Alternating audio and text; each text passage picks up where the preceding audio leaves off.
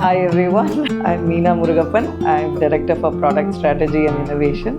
In this video, I'll be talking about the design of our latest community. It's a low-rise forest community. It's called Organo Rurban Loft at Antaram. It's a new building typology that we've designed, also for a new kind of user group.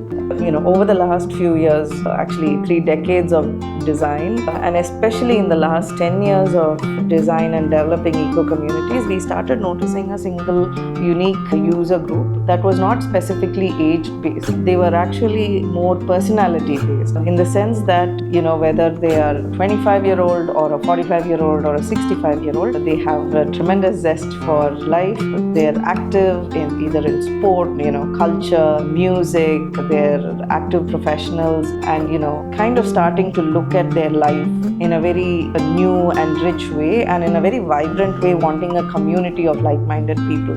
But their anchor is still city living, that they still want or may need the city living experience because of work, or because of the children's schools are there, or their parents live nearby. But what they're looking for is a home, a retreat home, where they can express themselves, whether it's trying to be a place where they write their next business plan, or be a place where they can go and just relax from city grind, or it's a place where they go fairly regularly to practice on music, or start jam with their band, and also have an environment that allows them to be physically active, whether it's walking through the forest, trekking, going on trails, village trails, and cycling around. When we started looking at that user group, we noticed that we have to design for them very differently, that we have to create a neighborhood that allows them to have that retreat space, whether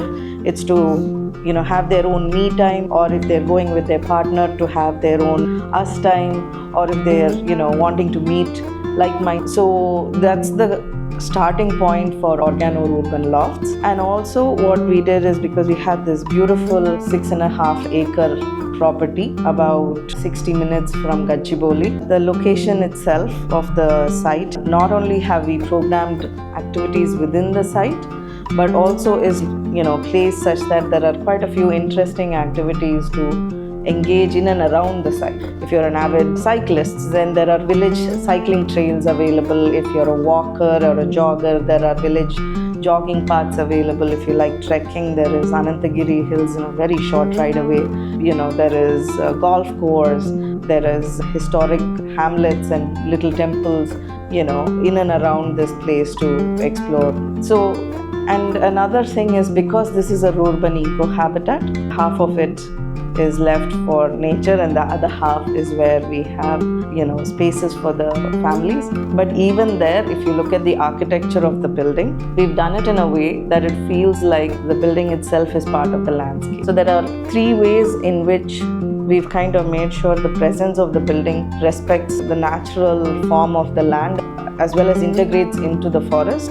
So the first way is to actually kind of have the parking itself as lower ground, so that you can actually walk up the garden steps and into the forest courts. There are 3, and the forest courts itself are designed to kind of allow for a weave to happen, like the building kind of stretches into the forest and the forest stretches back in. By receiving the form of the building, we've been able to kind of set it back like a little hill, rather than a big block that just sits on land. So as you enter the drop-off into this vibrant lobby, where you have the restaurant on the right side, hangout space on the left. On the ground floor is also the health center. But what really draws your attention is 2 things. One is this large atrium with light streaming in from above, and we're also thinking of a beautiful sculptural element that kind of anchors this whole space. And further beyond that, your eyes kind of lead you to this beautiful central forest court, that then leads you further towards the main forest itself. In the western forest court and the eastern forest court, we have these beautiful statement sculptural red staircases that kind of go all the way up from the ground floor to the fourth floor, connecting you directly to the rooftop. On the first floor of this atrium, we also have a gym that overlooks the central lobby, that overlooks the dining area. On the second floor, the same space is programmed for more free play or more strategic games. So we've kind of looked at place where you can have a board game space, there's a multi-purpose lounge, there are some areas where you can have some indoor games. And again, a lot of the reason why we have these game spaces over here is because there are many ways you want to relax on a weekend. Not every weekend might be a cycling trek or this one. Some might be a quiet reading, some might be with friends playing carom together, or maybe it's an intense chess game with a neighbor. So we've kind of created these public amenities that will allow for you to stitch very, very different weekend experiences together. And that brings us now to the rooftop. So the roof now has 4 large programmatic elements. One is a stunning infinity pool that juts out of the building and kind of reaches towards the horizon, and it has the pool deck, and right on the other side of the swimming pool is where you have the yoga deck. So can you imagine how a morning starts with maybe cool, refreshing dip in the pool, a couple of laps there, and then you try, and then you're actually doing yoga on the rooftop, or maybe running a yoga class on the rooftop, and then taking a walk along these rooftop farms. And late in the evening, that rooftop has a space which is a hangout, chill out space where you can get a few friends and have a barbecue, chat all the way through the night, only to see the next day morning a beautiful sunrise on maybe with the light shimmering on the swimming pool. So we are looking at the rooftop as not just a productive agrovoltaic space, but also a very social, engaging space for the residents. A trail and a path leads you to a quiet little space which we are calling the God Zone office, where it's an outdoor alfresco dining space. You also have quiet spa there. After a tired week at the office, maybe this is where you come to kind of relax and rest. And yet the next day morning you have to host your team for a strategy meeting, and there's a conference room there where they can come. You can have your presentations, you can have your conversations, and then in the evening everybody lets loose. What you have is a vibrant dining experience in the forest, as well as just play some great music, have a musician, if not a stand-up comedian, and you start creating and crafting your own evening which looks different, which looks richer each time you host this God Zone office. It's a place that changes and adapts itself for what you need during the morning, during the evening, and across time. And it's located fairly close to another beautiful component of the forest, which is a pond. And the pond itself will be a natural pond. It will have aquatic plants and aquatic fauna. And on the pond walk, which is the circular pathway around the pond, there are these platforms where you can bring your tents and you can stay overnight. Maybe you love stargazing. Because you're 60 minutes away from the city, you do have great skies and clear views to see and to map stars and their journey. And that is something that is great to be shared with friends and family. So this is a place to have tenting in the forest, camping in the forest experience, with the convenience of having toilets and a shower area nearby. And then we took it a little further and we walk. As you walk into the little forest, you start noticing that there is something what we are calling the clearing in the forest. It's a great place. It's an informal place, but it's a great place to sit together, where you can have a bonfire in the middle and everybody sits around. So the clearing in the forest is another place where we think families and people can actually figure out different ways on how to imagine and make their weekend look and feel and actually experience it very differently. And as the trail goes in, further in, we have a basketball in the forest. So you have a beautiful, not just basketball, it's a multi-play court. So you can play tennis there, you can play the pickleball, you can play basketball, and all in the midst of these beautiful tall trees. And all along the edge of the 3-acre forest is walking path. So a quiet morning walk early, maybe say 5 o'clock, to catch the early birds, to catch the life that unfolds, to catch the dew on the leaves. All of this are great things to kind of experience. The forest accommodates different energy levels, different moments, and allows you to kind of really stitch how you would like to experience your everyday there. Yeah, we've designed the trails within the community to allow for terrain jogging, for all-terrain cycling, which is also a walking path. What has been a joy to actually design is, as you're walking down these paths, to actually suddenly find steps that kind of leads you up into the building. So as you're doing your morning run, you may want to do a few flights, so you actually start climbing up the slope of the building and onto the rooftop, and then climb down the other slope of the building and come down and continue your run. So it does feel like a multi-terrain. You're running up a small hill, running down it, and then going through level ground and coming around. And like I said, because these slopes have square foot gardens and crop rotation will be done every time you visit, or at least as per crop cycles, you will start seeing plants at different stages of growth. Organo Rurban Lofts has 203 studio style units. We'll now jump into the unit design itself. The corridors that we've designed, most of the areas are actually single loaded corridors. So as you walk towards the extremes of the wing, what you're actually starting to see is your corridor also overlooks the garden court, and you'll start seeing the treetops at eye level at some point. So on either side of this one, we have not only lovely passage, which is a wide passage, but we have these cutouts and courts that basically stream light from above, and they have these green trees from below. So we are trying to bring within the corridor experience also nature as well as light.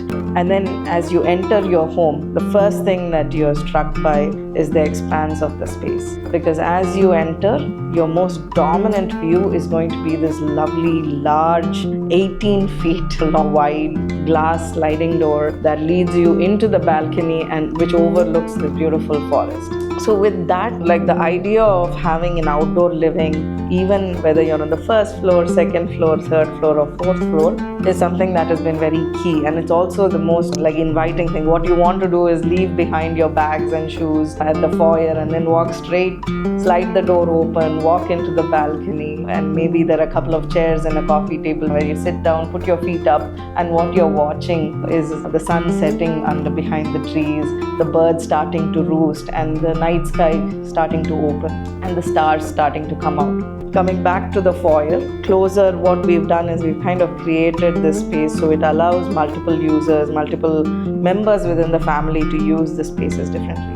We have a lovely kitchenette for your everyday coffee, chai. And when you're in the kitchen, you can actually overlook. There's no wall, it's an open kitchen. And while somebody is watching TV, you're also catching up on the same thing. The bathroom itself, we split it up into 3 components. So you have the hand wash basin, which is for public space, which is part of the public area of the home. And you have a large shower space and a large WC area as well. As you walk into the living space, you have enough for a large sofa, a lounger, your TV is there. Maybe you're having a projector wall with a short throw projector. Tucked away into the home is, as an extension, is the bedroom, which kind of, if you're lying down on the bed and you want to watch TV, that can happen too. Or if you want a quiet evening and you just want to slide the doors closed. So we've kind of made these, instead of building walls, to actually have sliding doors that kind of come together, close a corner, you get privacy.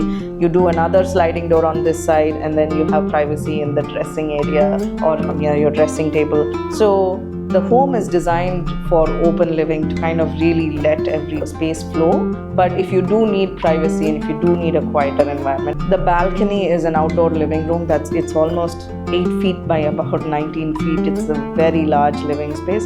Another thing we are looking at is you can use that balcony for many things. You can have an outdoor dining setup, you can have a chaise lounge, you can have maybe a tabletop near the railing. You're sitting in the evening, you and your partner, both of you enjoying a glass of wine, hearing the night sounds in the forest, and maybe a couple of candles lit. It's a beautiful space to be there. The home allows you to kind of really make it personal and yours. Imagine this is your me time home, right? And this could become suddenly your art studio. It could be a place where you're experimenting with raw foods, or it's a place where you love your quiet retreat to write. It could be a place where you throw a group party and all of you are having a house party. It's a place where it's conversation and camaraderie. It could be a place where it's collaboration and play. So the core idea of Rurban Lofts, these large studio style single bedroom homes that are part of this vibrant community that sits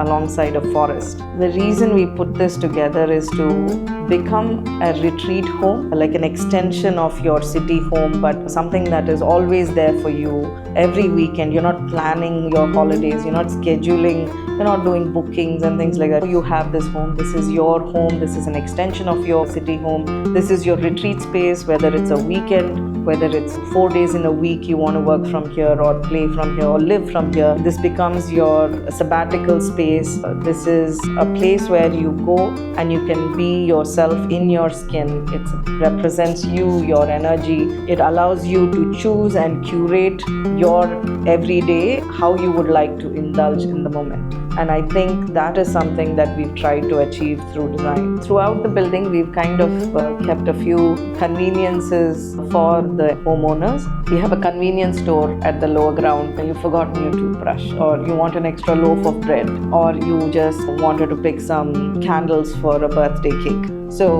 that is there. And then on every floor, more importantly, we've kept a laundry room. If you just have your weekend clothes to wash, or if you want to do your laundry, there's a washing machine and dryer. We've kind of kept enough for every floor for all the residents to use. And if you don't have time to do your own laundry, then the facilities team can support you with collecting your clothes, having it laundered, delivered back. You can take their services to kind of help you with the laundry. It's the same thing. The community kitchen on the ground floor becomes your breakfast place, becomes where you host and dine together when your friends visit or your family visits, or it's a quiet place for you to sit with a book and a great simple home cooked style meal. You'll still get it there. So it's a great place to have your morning breakfast, your afternoon lunch, your evening chai, and a memorable dinner. We've also kind of created these minor everyday conveniences for the people who work within our community. As you're aware, 75% of them are locally hired, upskilled, and then employed. But also you might be bringing your own driver, or you might be bringing a support staff who might need additional space, an overnight space. So we have a small driver's lounge for a night stay that can be rented as required. It was interesting to work on the Saptapath framework for Organo Rurban Lofts, because we were now looking at a new building typology. So there were certain things that were easy to figure out, that is core of any Organo project. For instance, we're looking at producing almost 360 kilowatts of energy. It's going to be a net zero community. We're looking at 100% power backup, but first with a battery energy storage system, which is called BESS, and then supported by your regular generators, but the generators fueled by biodiesel. So the idea is to see if you can actually go fossil fuel free and actually not really be dependent on the diesel generators, which is one of the reasons that the homes have induction stoves rather than the gas cylinders. By doing this, we are estimating an impact of reducing about 112 metric tons of CO2, which is equivalent to reducing carbon emissions of about 600 kgs per home per year at Rurban Lofts. The second thing about water is, this is going to be not only a water balanced community but also a water secure community. We are looking at harvesting 60 plus lakh liters of rainwater. This will also be a zero discharge community, which means that 0% of the sewerage or wastewater is actually let out of the community. We will have an eco STP installed, where we are looking at the STP discharge being used for the afforestation. And one of the key things about the water component or the water strand in Saptapada is actually to reduce water demand, and we are looking at efficient water demand fixtures within the house and within the community as well. In terms of fresh air as well as quality of air, 50% of the land given back, which is almost 3 acres, to the trees and the brook and the western forest and the eastern forest. What we are looking at is genuinely a very high quality oxygen exchange happening, and the homes themselves are designed for good ventilation. We have a biofence around the community, whether it's the square foot gardens on the slopes, the raised bed farming on the rooftop. We are looking at natural farming, biofertilizers and biopesticides, which basically, even if they drift on the wind, have no impact in terms of pollution. And by nature of design, this is a pedestrian focused and activity focused community rather than a car focused community. So you do have car free areas in pretty much every part of the community except for the drop off point and of course the pathway leading to the lower ground parking. Like I said, the people servicing the community as part of facilities management, 75% of them will be locally hired, upskilled. Some of them might be multi-skilled technicians, like a plumber will also be an electrician, and have enough for everyday upkeep and maintenance of the community as well as any emergency services that the homeowners might require.